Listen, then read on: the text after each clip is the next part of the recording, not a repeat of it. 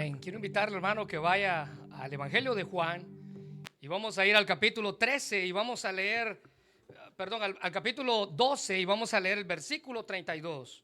Juan capítulo 12, versículo 32. Hoy vamos a leer un solo versículo y el tema para esta mañana es: la cruz nos atrae a Dios. Recuérdense que estamos en nuestra serie titulada Su cruz y nuestra cruz. Y hoy vamos a hablar acerca de que su cruz nos atrae a Dios. Si usted tiene Juan capítulo 12, versículo 32, quiero invitarle a que lo tome allí, que tome sus notas. Y vamos a ver en esta mañana, la cruz nos atrae a Dios. Muy bien, mire lo que dice el versículo 32. Y yo, dice Cristo, si fuere levantado de la tierra, a todos atraeré a mí mismo. Cierra sus ojos, vamos a orar. Señor, te damos gracias por tu palabra, gracias por el privilegio que nos das de estar aquí y de poder meditar en este simple versículo y lo que significa que tú nos atraes a ti mismo. Gracias por la bendición de poder disfrutar de este servicio, por los cantos, por las alabanzas, por la manera en cómo te adoramos, Señor, porque tú eres digno de recibir toda la adoración. Hoy nuestra oración es que puedas hablar a nuestro corazón y que quites toda duda, incredulidad, todo problema que traigamos, que toda cosa que tú sabes que afecta a nuestra vida pueda ser removida por medio de la cruz que nos atrae hacia ti. Gracias por este mensaje en el nombre de Jesús. Amén. Bueno, quisiera que en esta mañana nos centráramos en esta frase, capítulo 12, versículo 32. Y si fuere levantado de la tierra, a todos atraeré a mí mismo. Porque la cruz es atracción.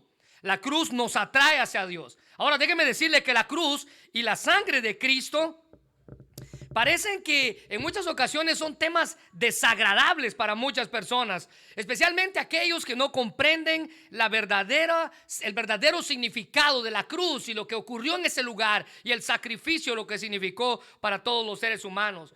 Déjeme decirle que para los creyentes, eso es para usted y para mí, la cruz y la sangre son elementos preciosos de salvación y de vida eterna. Porque fue allí o fue por medio de esa sangre que usted y yo obtuvimos esperanza. Fue allí o por medio de esa sangre que usted y yo obtuvimos perdón. Mire lo que dice primera de Juan 1:7. Pero si andamos en luz, dice Juan, como Él está en luz, tenemos comunión los unos con los otros. Y subraya esto: y la sangre de Jesucristo, su Hijo, nos limpia de todo pecado. Fue por medio de esa sangre que obtuvimos perdón. Fue por medio de esa sangre que usted y yo obtuvimos esperanza. La cruz es un símbolo de esperanza. Esa es la manera en cómo Dios nos atrajo a sí mismo. Esa es la manera en cómo Dios trabaja en nosotros mismos. Nosotros no hacemos todas las cosas bien, incluso desde el primer momento en el que fuimos creados. No. La Biblia dice que nos desviamos y nos apartamos. Nosotros no somos dignos, dice la Biblia, de poder recibir ese perdón. Pero Él está siempre dispuesto a que resulte cualquier situación para bendición en nuestra vida. Sin importar cuán mal lo hayamos hecho, usted y yo somos responsables de nuestros actos, pero alcanzamos el perdón por medio del sacrificio de Cristo en la cruz. Note, la cruz es el mejor ejemplo que usted y yo podemos tomar. Y quiero explicar esto. Imagínense una cruz, un amargo instrumento de muerte, una muerte agonizante que representa el último rechazo de Dios por los pecados. El hombre temía la cruz. Los seres humanos de aquella época temían morir en una cruz. Recuérdese que únicamente los peores criminales morían ahí. Ellos volteaban su rostro a la cruz. Es más, no querían ni siquiera ver lo que se hacía ahí. Una muerte terrible, horrenda. Algunos consideran que la cruz era una tortura tan degradante que los ciudadanos romanos, aún los más culpables, tenían garantizada una ejecución más honorable que la cruz. Es decir, ningún ciudadano romano podía morir en una cruz. Ellos no crucificaban a su gente, ellos crucificaban a otra gente. Recuérdense que la cruz no fue inventada por los romanos. Fueron los persas los que la inventaron. Pero los romanos la perfeccionaron y la hicieron como el instrumento de muerte más horrible de aquella época. Jesús no merecía esa clase de muerte, pero la recibió, dice la Biblia, con gozo. ¿Sabe para qué? Para atraernos a Dios. Él murió en la cruz con gozo para atraernos a Dios. Hebreos 12:2 dice: puestos los ojos en Jesús, el autor y consumador de la fe, el cual por el gozo puesto delante de él sufrió la cruz, menospreció lo oprobio y se sentó a la diestra del trono de Dios. Ahora, note la expresión ahí en Juan capítulo 12, versículo 32. Si fuere levantado de la tierra. ¿Ya la encontró? Subráyala en su Biblia. Juan 12, 32. Si fuere levantado de la tierra. Ahora, eso, hermanos, no es otra cosa más que una referencia a la cruz. Si yo fuere levantado de la tierra. Cristo alcanzó la victoria final por medio de la cruz, para que todos los que pudiéramos creer en él, dice la Biblia, tuviéramos vida eterna. Note la traducción del lenguaje actual, dice ahí en sus notas, dice: cuando me cuelguen en la cruz, haré que todos crean en mí. Cuando me cuelguen, si yo fuera levantado, era una referencia a la cruz de Jesús. Juan capítulo 3, versículos 14 al 15, Jesús hace una referencia a ese levantamiento del cual él ya había hablado. Si yo fuera levantado de la cruz, si yo fuera levantado en la cruz. Si usted se recuerda, el pueblo de Israel pasó por una situación en la cual ellos desobedecían, pero en Juan capítulo 3, versículos 14 al 15, Jesús hace referencia a esa cruz. Y él dice: como Moisés levantó la serpiente en el desierto, así es necesario que el Hijo del Hombre sea otra vez levantado de la tierra, para que todo aquel que en él cree no se pierda, mas tenga vida eterna. Ahora, note el término ahí en ese pasaje: es necesario. Hermanos, la cruz es necesaria. Era necesario esa cruz, ese sacrificio.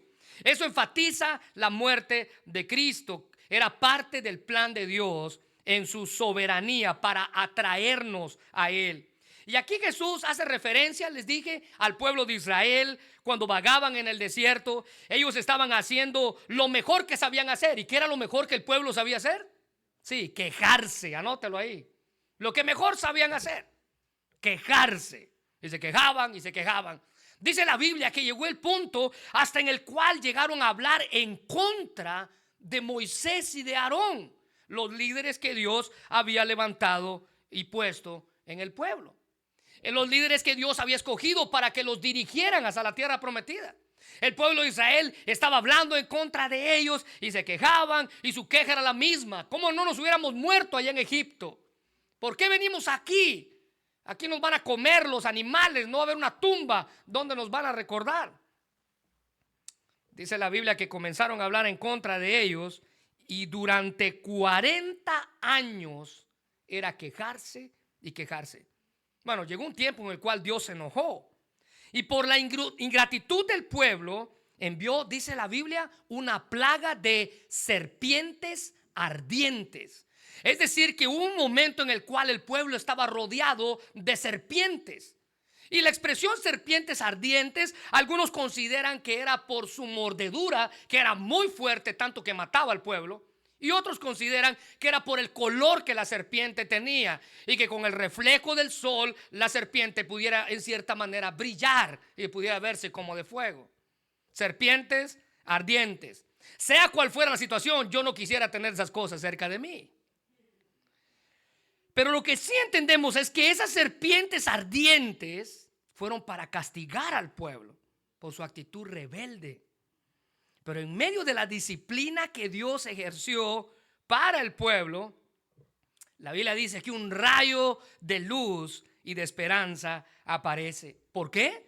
Porque todos los sentenciados a muerte por causa de la mordedura, es decir, nadie que fuera mordido por esa serpiente iba a vivir. Todo el que iba a ser mordido iba a morir. Pero ese rayo de luz y de esperanza aparece, y todos los que habían sido sentenciados a muerte por una mordedura de una serpiente ahora podían curarse al obedecer a Dios y mirar a una serpiente de bronce que Dios le dijo a Moisés que levantara en medio del pueblo. Ahora, note que esto es una referencia a la cruz. Todo el que era mordido por la serpiente, lo único que tenía que ver es ver la imagen de la serpiente que Moisés había puesto en un asta y se salvaba, se sanaba. La Biblia dice en Números 21 del 8 al 9, y Jehová dijo a Moisés: hazte una serpiente ardiente y ponla en un asta, y cualquiera que fuere mordido y mirare a ella, vivirá. Versículo 9, y Moisés, dice la Biblia, que hizo una serpiente de bronce tal y como Dios le dijo, y la puso sobre un asta, y cuando alguna serpiente mordía a alguno, miraba a la serpiente de bronce y vivía. ¿Sabe usted? Eso es lo mismo que ha pasado con nosotros. Usted y yo estábamos mordidos por el pecado y vimos la cruz y fuimos salvos, porque Dios nos atrajo a su cruz. Mirar a Jesús en busca de salvación tiene los mismos efectos que ellos tuvieron al mirar a esa serpiente de bronce. Dios preparó de este modo de ser salvos de los efectos mortíferos de la mordedura del pecado en nuestra vida. Pero estando condenados a muerte, dice la Biblia, podemos ver a la cruz y encontrar el perdón que necesitamos. La vergüenza de Jesús, el sufrimiento de Jesús nos ofrece a nosotros un elocuente testimonio del amor sacrificial que Dios tuvo por cada uno de nosotros, ofreciendo al Cordero de Dios que quita el pecado del mundo. Así que, hermanos, la cruz ya no significa más nunca una derrota. Jesús tomó la mayor parte de la maldición de la cruz, la mayor parte que al ser humano le correspondía, y la tomó para sí y la tornó en algo mejor. 1 Corintios 1:18, porque la palabra de la cruz es locura para los que se pierden, pero para usted y para mí, para los que se salvan, dice la Biblia, ya no es una locura, ya no es una tortura. Para nosotros es poder de Dios. Así que, hermanos, Dios usó la cruz para atraernos hacia Él. Y déjame hacer una pregunta aquí. Si Dios usó la cruz para atraernos hacia Él, ¿qué Dios usó en usted para que usted viniera a Él? ¿Qué Dios usó en su vida para que usted viniera a Él? Recuerde que todo lo que Dios hace, lo hace con un propósito en nuestras vidas. Para algunos probablemente usted vino a Cristo porque Dios usó una enfermedad. Usted estaba renuente y rebelde en su vida. Usted decía: yo voy a actuar como yo quiera y de la manera en la que yo quiera. Entonces Dios envía una enfermedad y entonces usted conoce de Dios. Dios usó la enfermedad para que usted conociera de Cristo. En otros probablemente Dios usó la muerte de alguien, la muerte de un familiar o alguien conocido o alguien cercano. Cualquiera que sea la circunstancia, usted estaba renuente en su vida, haciendo lo que usted quería, de la manera que usted quería, pero Dios usa la muerte de esa persona para que usted vaya a la cruz. Dios nos atrae hacia Él. ¿Sabe qué más? Dios en muchas ocasiones usa los problemas para traernos a Él. Cuando su barco está flotando en un mar, todo está tranquilo, ¿verdad? Pero cuando el barco empieza a menearse, entonces vemos a la cruz. Es decir, que usted no puede vivir sin problemas, porque si usted vive sin problemas, usted se aleja de la cruz. Los problemas nos atraen a la cruz. Bueno, de esa manera, hermanos, Dios usó la cruz y la muerte de su Hijo para acercarnos a Él. Así que hay tres cosas en esta tarde, tres cosas que ocurren cuando usted y yo estamos frente a la cruz. En primer lugar, en la cruz mostramos, la primera cosa que ocurre cuando usted y yo estamos frente a la cruz es admiración. En la cruz mostramos nuestra admiración. Admiración. Admiración es nuestra primera impresión cuando pensamos en la cruz, en el sacrificio que Cristo hizo por nosotros. La gente allá afuera se admira de lo que Él hizo por nosotros. Ahora, no lo glorifican como a Dios, pero sí se admiran. Especialmente en esta época donde estamos a punto de celebrar lo que famosamente se conoce como Semana Santa. Todo el mundo quiere admirar la cruz. Todo admira lo que Jesús hizo en la cruz. La crucifixión, hermanos, era una ejecución pública. Es decir, que todo el mundo se convertía en un espectador. Todos los testigos o todos los que estaban allí eran testigos de los horrores de la cruz. Marcos capítulo 15, versículo 22, dice que cuando crucificaron a Jesús, lo llevaron a un lugar llamado Gólgota, que traducido es el lugar de la calavera. Ahora note que esa frase Gólgota era el sitio, o el lugar Gólgota era el sitio donde regularmente se realizaban las crucifixiones. Este lugar estaba localizado, dice la Biblia, afuera de las puertas de la ciudad. Nadie podía morir dentro de la ciudad, tenía que ser afuera. Pero el asunto con este lugar es que era un lugar público, visible a los ojos de todos, junto a un camino muy importante.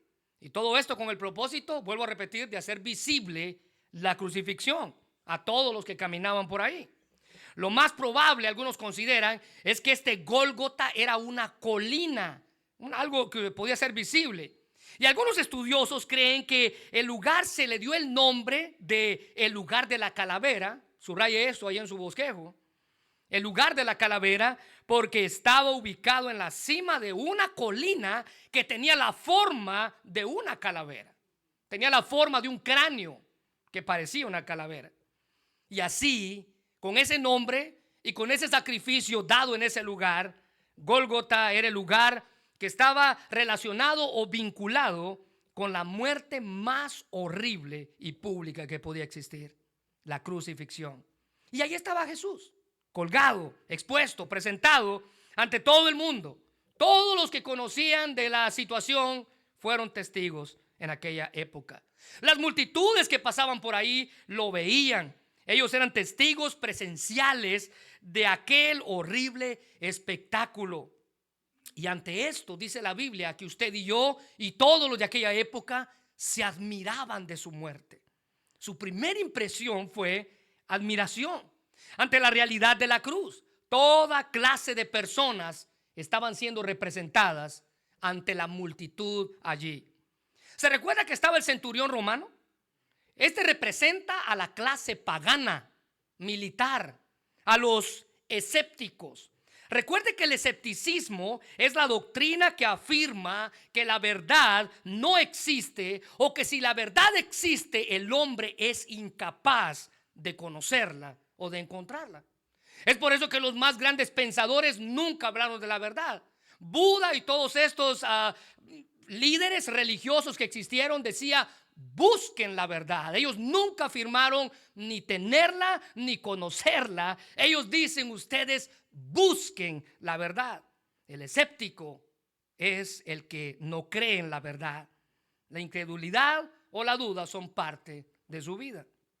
Ahora es interesante, especialmente porque los soldados romanos estaban crucificando a la verdad. Tenían a la verdad frente a ellos, pero ellos no creían en la verdad. Todos dijeron: busquen la verdad. Cristo es el único que ha dicho: yo soy el camino, la verdad y la vida, y nadie viene al Padre sino por mí. Juan 14:6. William Barclay dice que ningún maestro ha personificado o ha sido la personificación de la verdad que enseña más que Jesús. Jesús no solamente enseñó la verdad, dice Barclay, Él era la verdad. Él era la verdad. Muchos podrán decir: yo os enseño la verdad, pero Jesús pudo decir: yo soy la verdad. Lo más tremendo de Jesús, termina Barclay, es que Él no simplemente fue el mejor expositor de la verdad, sino su mejor realizador, porque Él era la verdad. Jesús, hermanos, le mostró a este hombre, al soldado romano, su fuerza moral. Jesús le mostró su propia abnegación, sin igual en la historia, y como ningún otro hombre lo había mostrado. Y ante la verdad hecha persona, el mismo Jesús, este hombre, el centurión y todos los que estaban presentes, no tuvieron más que admirar lo que estaban viendo. No tuvieron más que reconocer quién realmente estaba frente a ellos. Mateo 27:54 dice: el centurión, ahora note lo que Mateo dice, porque es diferente un poco a lo que veíamos la semana pasada. El centurión y los que estaban con él. los que estaban con él guardando a Jesús, es decir, los otros soldados, visto el terremoto y las cosas que habían sido hechas, temieron en gran manera y dijeron a voz unánime, verdaderamente este era el Hijo de Dios. Ellos reconocieron que esos sorprendentes fenómenos naturales tenían su origen sobrenaturalmente. Eran fenómenos naturales con origen sobrenatural. Y su temor principal no fue a esos acontecimientos, sino al poder divino detrás de ellos. El temor emocional que ellos sintieron pronto se convirtió en un asombro reverencial, en admiración hacia Jesús. Verdaderamente, este que está aquí, dijeron, es el Hijo de Dios. Ahora, ¿sabe quién más tuvo admiración por la cruz? La multitud embravecida. Estos representan a aquellos que no les importa. O sea, a mí no me importa si voy a morir, a mí no me importa si voy a enfrentarme con Dios, a mí no me importa la cruz, a mí no me importa su sacrificio. Muchos pueden poner cara de que sí les importa, pero dentro de ellos saben que no les importa. La multitud, los desconsiderados, ellos habían sido testigos de los milagros, es por eso que son desconsiderados. Ellos habían visto al mismo Hijo de Dios sanar leprosos, abrir ojos de los ciegos, destapar oídos de los sordos, levantar a personas que estaban paralíticas. Incluso muchos de esa multitud habían sido personas que habían recibido alguna clase de milagro. Pero ellos estaban allí admirando la cruz. Mire, cuando usted y yo somos parte de ese grupo, simplemente no nos importa. No me importa lo que ha hecho por mí. No me importa lo que ha hecho por mi familia. No me importa todas sus bendiciones cada día. No me importa Él en mí. El asunto aquí, hermanos, es que muchas veces pensamos que merecemos lo que tenemos o que Dios tiene la obligación de darnos lo que usted necesita, lo que usted tiene. Dios está en la obligación de darme lo que necesito. Esta multitud fue testigo de las señales y las maravillas, y esa fue la misma multitud que pedía que lo crucificaran. Marcos capítulo 15 versículos 11 al 13 dice: mas los principales sacerdotes incitaron a la multitud para que le soltase más bien a Barrabás. Pero el versículo 12 dice: respondiendo Pilato, dijo otra vez: ¿qué pues queréis que haga de aquel que llamáis rey de los judíos? Y ellos volvieron a dar voces: crucifícanle. Ellos estaban condenando al Hijo de Dios, al Verbo hecho carne. Y después de la realidad de la cruz, al ver cómo ese inocente moría sin haber cometido ningún delito, haber sido acusado injustamente, escuche bien esto, después de la cruz, cuando vieron que todo había terminado, su respuesta fue, al igual que el soldado, de admiración. Porque Dios nos atrae así para que admiremos la cruz. Lucas capítulo 23 versículo 48 dice: y toda la multitud, subraye eso, toda la multitud que estaba presente en este espectáculo, note cómo lo llama, viendo lo que había acontecido, se volvían golpeándose el pecho. Esa fue una señal de dolor, pero también fue una señal de culpa, pero también fue una señal de temor. La traducción del lenguaje actual nos da más luz sobre ese pasaje. Dice que la gente que estaba allí volvió a su casa llena de tristeza porque se sentían culpables. El espectáculo se acabó. El espectáculo, después de todo, ya no era tan divertido. Ya no era tanto para celebrar. Ellos estaban aterrados por las señales de la ira y el juicio de parte de Dios. Ellos tenían temor a la persona y al juicio de Dios debido a la culpa que sentían por haber rechazado a Jesucristo. Ahora, hermanos, no cabe duda que esta reacción preparó el corazón de muchos de los que estaban allí, que probablemente ellos se convertían en el sermón del apóstol Pedro en el libro de los Hechos en el día de Pentecostés. Muchos de los que estaban aquí estuvieron en ese sermón y algunos de ellos se arrepintieron en ese momento. Mire, un escritor decía, y está ahí en sus notas, que la muerte de Jesús impresionó vivamente al centurión y a la multitud. Su muerte tuvo el efecto que no había tenido su vida, quebrantó el duro corazón. Ya se estaba cumpliendo lo que Jesús dice en Juan 12:32, que cuando él iba a ser levantado, Dios los iba a traer hacia él. El imán de la cruz había empezado a producir efecto en el mismo momento de la muerte de Jesús. Es admiración nuestra primera impresión. Admiración de Jesús es la persona, porque Jesús es la persona más admirada históricamente. Mira, ahorita en el seminario estamos tomando una clase que se llama La vida de Cristo. Y una de las frases que quisiera compartir con usted que hemos aprendido en estas semanas es esta: que Jesús es el personaje más influyente de quien más se ha escrito. Esto nos habla de admiración. El personaje más influyente de quien más se ha escrito. Nos habla de admiración que se siente por aquel que dio su vida por nosotros en la cruz. Es más, Juan capítulo 21, versículo 5 dice: y hay también otras cosas que Jesús hizo, las cuales se escribieron una por una. Pienso que ni aún en el mundo cabrían los libros, dice Juan, si se escribieran una por una. El personaje más influyente de quien más se ha escrito. Su moralidad, su valentía, su amabilidad, su humildad, su poder, su propósito, su sensibilidad, su amor, su simpatía son insuperables. El más influyente de quien más se ha escrito. Ellos, hermanos, intentaron que la crucifixión fuera la más grande humillación y agonía posible.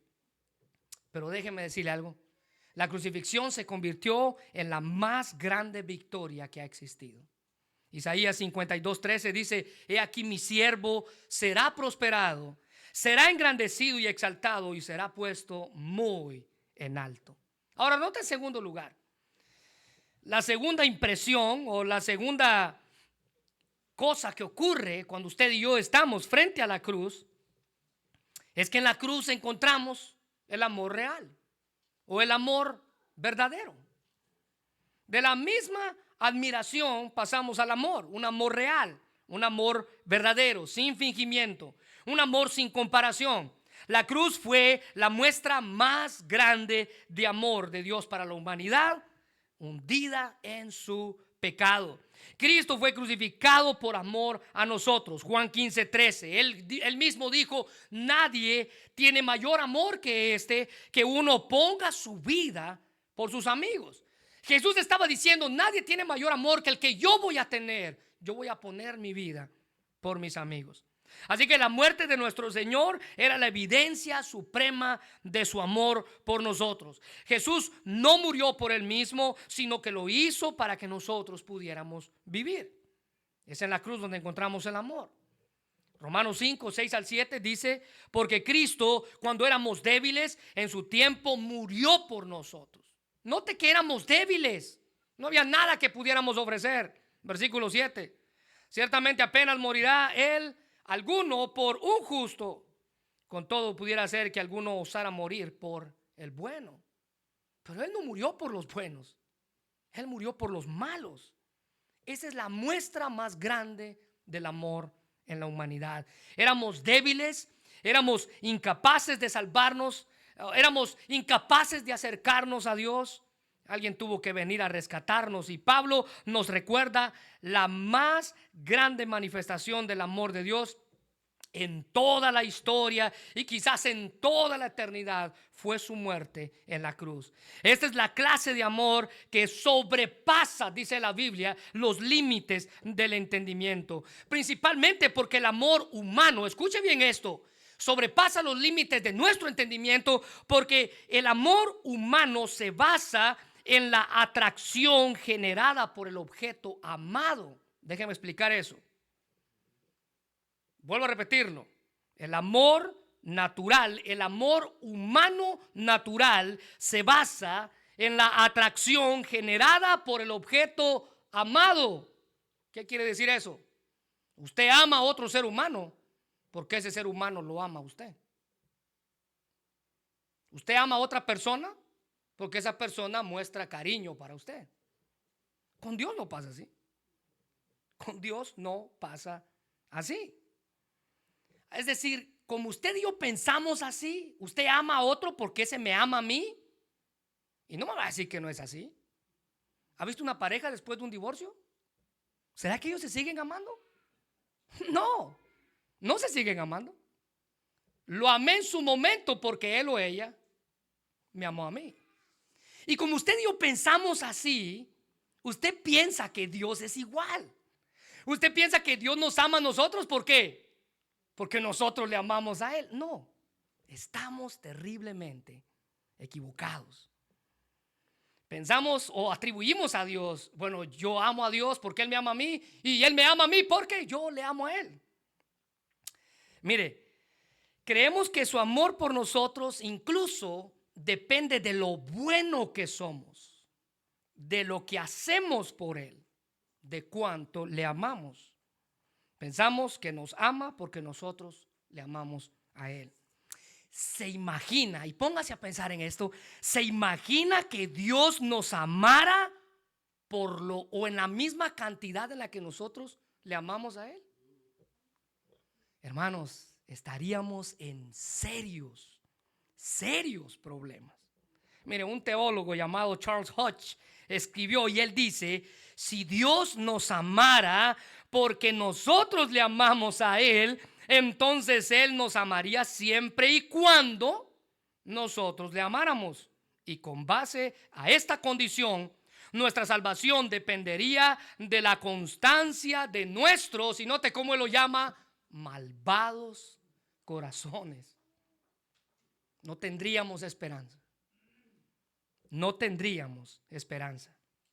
De ahí que primera de Juan 3:16 dice: conocemos lo que es el verdadero amor porque Jesús entregó su vida por nosotros, no porque nosotros hayamos hecho algo por Él. Usted conoce el verdadero amor porque Él entregó su vida por nosotros. Así que el verdadero amor, hermanos, que encontramos en la cruz es acción, no un sentimiento. Dios no se levanta un día amándolo a usted y al siguiente día se levanta odiándolo a usted. Él lo ama porque Él actúa. El amor es parte de su carácter. Él produce dedicación abnegada y desprendida de sí mismo. Él envió incluso, dice la Biblia, a su propio hijo a morir por usted.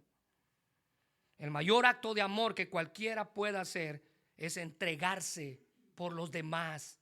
Yo pongo mi vida, dice Jesús, por mis amigos. Y en la cruz Él demostró su gran amor, entregando su vida por amor y abriendo su corazón ante el dolor. Lucas capítulo 23 versículo 34 dice: Jesús en agonía, note cuán grande fue su amor. En agonía dice que Él oró por sus detractores y Él dijo: Padre, perdónalos porque no saben lo que hacen.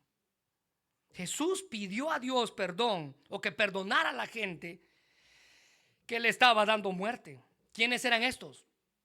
Líderes judíos, políticos romanos, soldados, espectadores. Y Dios, dice la Biblia, escuche bien esto, contestó esa oración. Los soldados o el soldado, el centurión romano, fue la muestra de la respuesta a esa oración. Así que esta gente encontró el perdón por medio de contemplar la cruz. Pronto muchos de los sacerdotes, dice la Biblia, que estaban allí y que fueron testigos de la crucifixión, también creyeron en Jesús.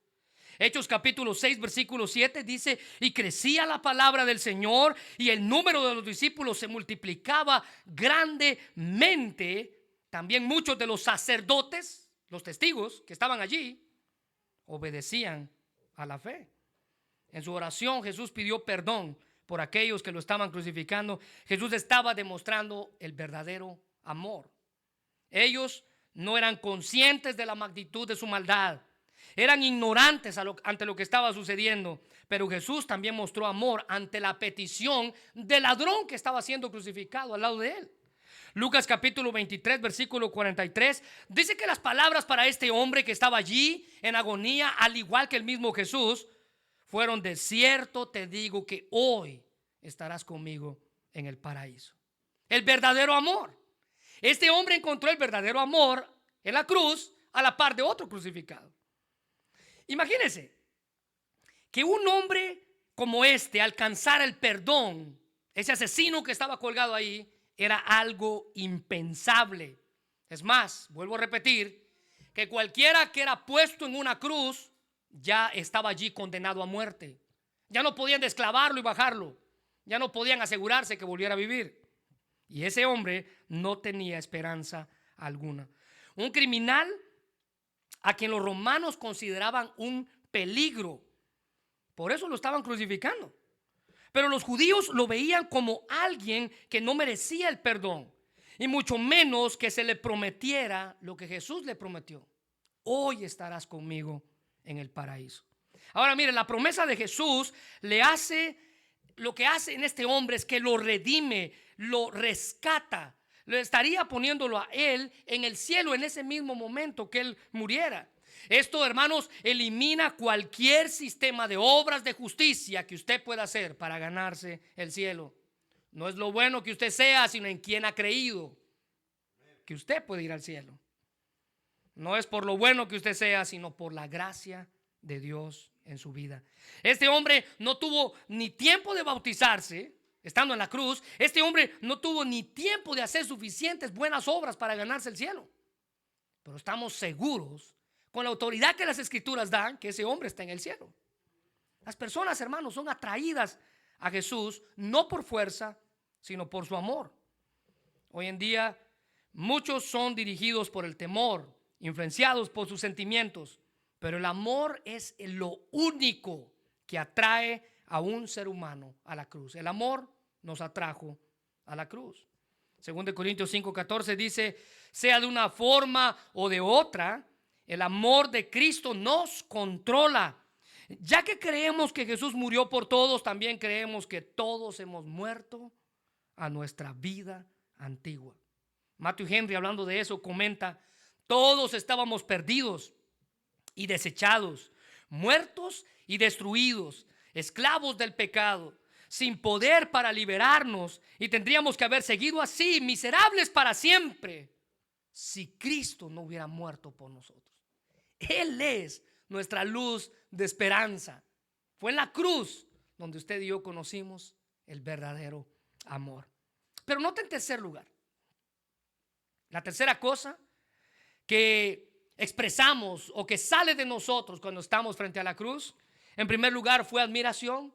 En segundo lugar conocimos el verdadero amor. Pero en tercer lugar, en la cruz demostramos nuestra gratitud. Gratitud es una palabra que pocos aplicamos en la vida diaria. Jesús dio tanto por nosotros en la cruz. Fue por medio de su sacrificio que obtuvimos perdón, libertad y un entendimiento claro de lo que es el amor. Él, dice la Biblia, que dio más de lo que nosotros pudiéramos merecer. Necesitamos agradecer. Necesitamos agradecer. Romanos 5:9-10 dice: pues mucho más, el apóstol Pablo escribiendo, estando ya justificados en su sangre, por él seremos salvos de la ira. Porque si siendo enemigos fuimos reconciliados con Dios por la muerte de su Hijo, mucho más, estando reconciliados, seremos salvos por su vida. Nota la expresión: éramos enemigos de Cristo, éramos enemigos de Dios. Y a pesar de eso, dice la Biblia, Jesús fue a la cruz donde fuimos reconciliados con Él. Por medio de la cruz nos hicimos sus amigos. Alcanzamos justificación por medio de la cruz. Somos salvos por medio de su sacrificio en la cruz. De ahí que Pablo expresara con tanta emoción en 2 Corintios 9:15: gracias a Dios, gracias a Dios, gracias a Dios por lo que nos ha dado. Es tan valioso que no hay palabras para describirlo. ¿Qué tanto usted agradece a Dios por la cruz? ¿Qué tanto usted agradece a Dios por el sacrificio que su Hijo hizo allí por amor a usted? Debemos, hermanos, estar tremendamente agradecidos, porque como pecadores En la cruz hemos encontrado lo que necesitábamos. Así que hay motivos por los cuales agradecerle a Dios por la cruz. Mire, déjame decirle que la gratitud, al igual que los músculos, es algo que se necesita ejercitar, poner en movimiento, algo que sea constante, que trabaje correctamente. Es más, la cruz es el lugar, el mejor lugar donde usted podemos ejercitar nuestro agradecimiento. No sé si usted sabía esto, pero por la falta de movimiento, muchos de los músculos en nuestro cuerpo se atrofian. Es decir, se averían. Es decir, no funcionan como debieran funcionar por la falta de movimiento. Y para recuperar ese movimiento yo necesito practicar. Lo que pasa en nuestro cuerpo es lo que la medicina llama atrofia muscular, que no es otra cosa que la parálisis de nuestros músculos por no moverlos. ¿Sabía usted que la gratitud también funciona de la misma manera? Si usted no es agradecido, su gratitud se atrofia, se paraliza y ocurre la ingratitud. ¿Recuerda que le hablé del pueblo de Israel? Ese es el más grande ejemplo de ingratitud. La falta de agradecimiento o la ingratitud es de no reconocer los favores merecidos. Y en la cruz, usted y yo recibimos más que un favor. Muchos favores, usted y yo los recibimos en la cruz. Muchos de nosotros vamos por la vida pensando que merecemos, les dije. Yo merezco esto, yo merecía esto. 2 Corintios 5:18 dice todo lo contrario. Esto, dice, proviene de Dios, quien nos reconcilió consigo mismo por Cristo y nos dio el ministerio de la reconciliación. Que Dios estaba en Cristo reconciliando consigo al mundo, no tomándoles en cuenta a los hombres sus pecados, y nos encargó a nosotros la palabra de la reconciliación. Mira, note cuántas veces se usa la palabra reconcilió, reconciliación. Versículo 18 del capítulo 5. Quien nos reconcilió, nos dio el ministerio de la reconciliación. Quien Dios estaba con Cristo reconciliando al mundo. Él nos encargó a nosotros la reconciliación. 4 veces el apóstol Pablo habla de la reconciliación. ¿Y sabe qué significa reconciliar? Atraer a mí mismo. Eso fue lo que Dios hizo con nosotros en la cruz. Nos reconcilió. Eso es lo que Juan capítulo 12 versículo 32 dice. Y esto, si fuere levantado, a todos atraeré a mí mismo. Él nos reconcilió por medio de la cruz. En la cruz Él borró nuestros pecados. En la cruz Él nos hizo justos. Dejamos de ser enemigos, extraños y extranjeros para Dios cuando confiamos en Cristo por medio de la cruz. Al reconciliarnos con Dios, hermanos, tenemos el privilegio de animar a otros a que hagan lo mismo. Note lo que dijo el doctor Charles Swindoll. Él dice que su amor, por el cual usted y yo fuimos reconciliados, se extiende, nos busca y nos desea. Su amor balancea la justicia y su perdón. Su amor incita a su gracia hacia nosotros. Su amor nunca debe de apartarse de otras características. De ahí la importancia, hermanos, de dar gracias a Dios por la cruz. Efesios 2:13 dice, pero ahora ustedes que estaban lejos de Dios, eso éramos usted y yo, lejos de Dios, ya han sido atraídos, acercados a Él, pues estando unidos a Jesús o a Jesucristo por medio de su muerte en la cruz. Dios, por medio de la cruz, nos acercó a sí mismo, nos atrajo hacia Él. No había nada que nosotros pudiéramos hacer para ganarnos nuestro lugar delante de su presencia, pero Él nos atrajo así. ¿Sabe por qué? Por medio de la cruz. Él resolvió el asunto de nuestros pecados en la cruz. Y la Biblia dice que nos dio libre entrada ante su trono. En el Salmo 107, versículo 8 dice que den gracias al Señor por su gran amor, por sus maravillas en favor de los hombres. El escritor Arthur Pink dice que Dios no simplemente nos ama, sino que Él es el amor en sí mismo. El amor no es meramente uno de sus atributos, dice Pink, en su misma naturaleza. Muchos hoy en día hablan del amor de Dios, pero son ajenos por completo al Dios de amor.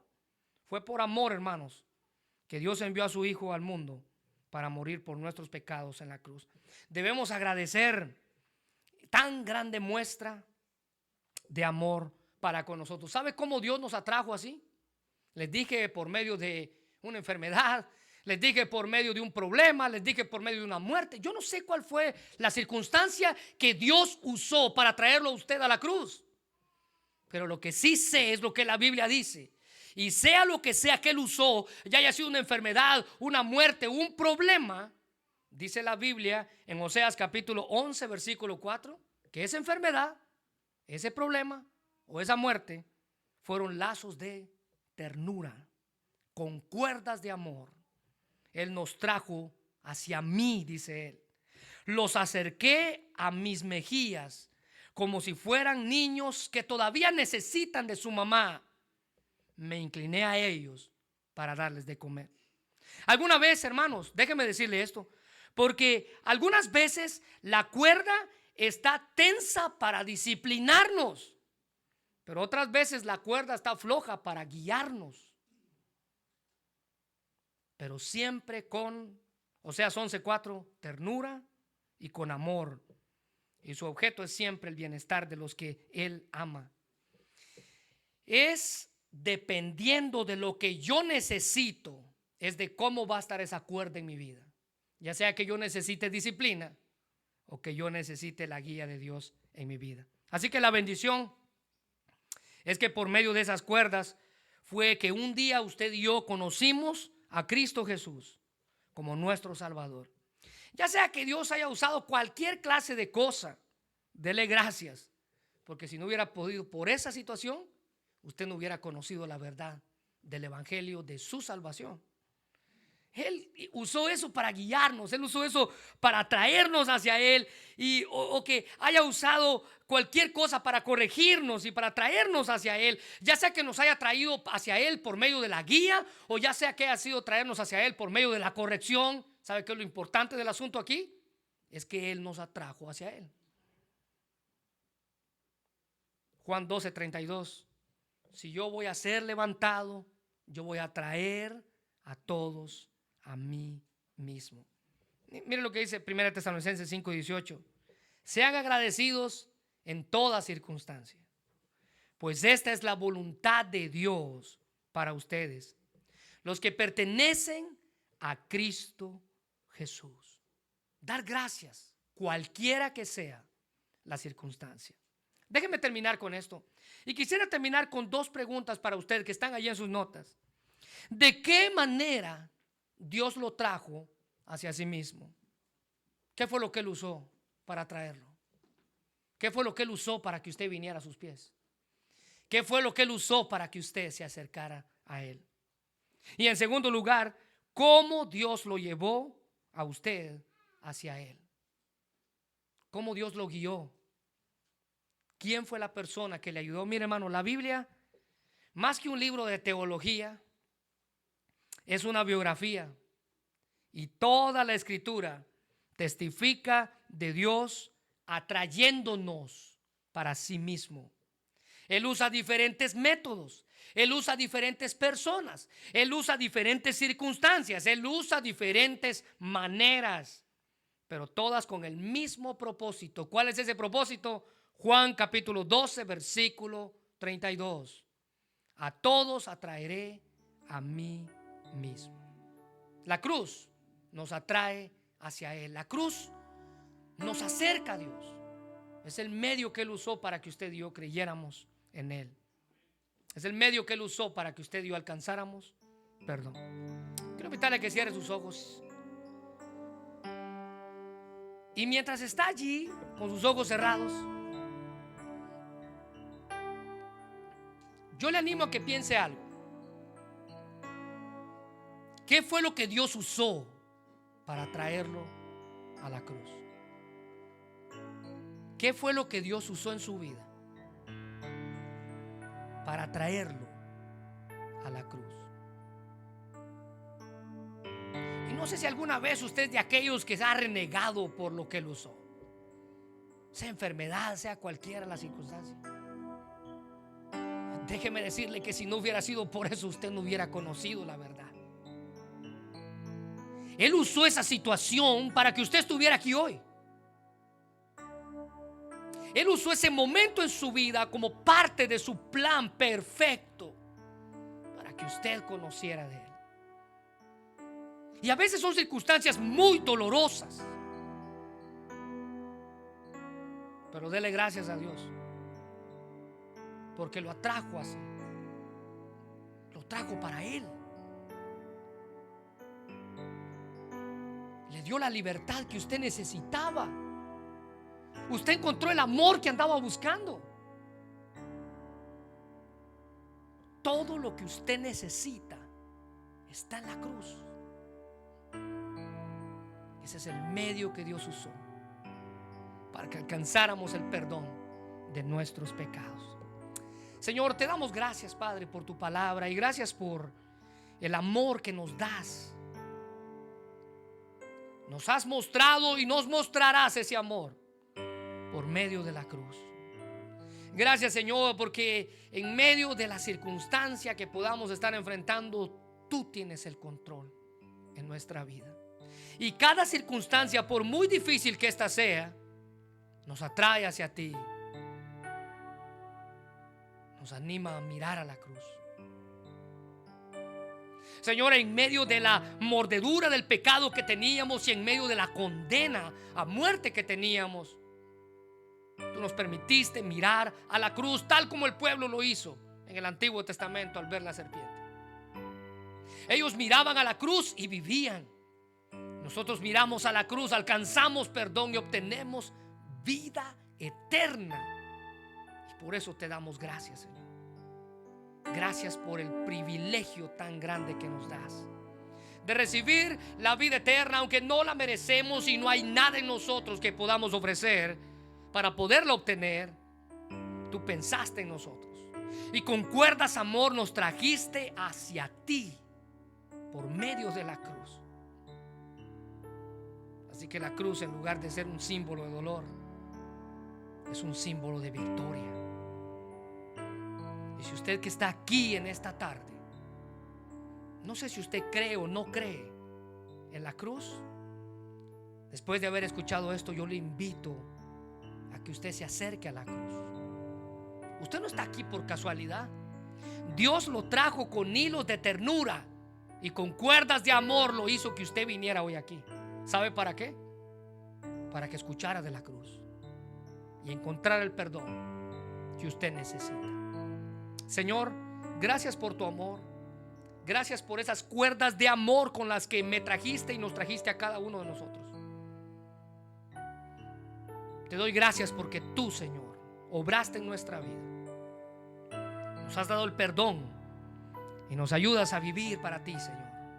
Nuestra oración es que podamos honrarte a cada momento y que podamos vivir a la luz de esas cuerdas que tú usaste para traernos a ti y vivir a la sombra de la cruz, nunca olvidando lo que tú hiciste por nosotros. Gracias por la cruz, gracias por Jesús y gracias por tu sacrificio en ese lugar. Bendice este mensaje en el nombre de Jesús. Amén.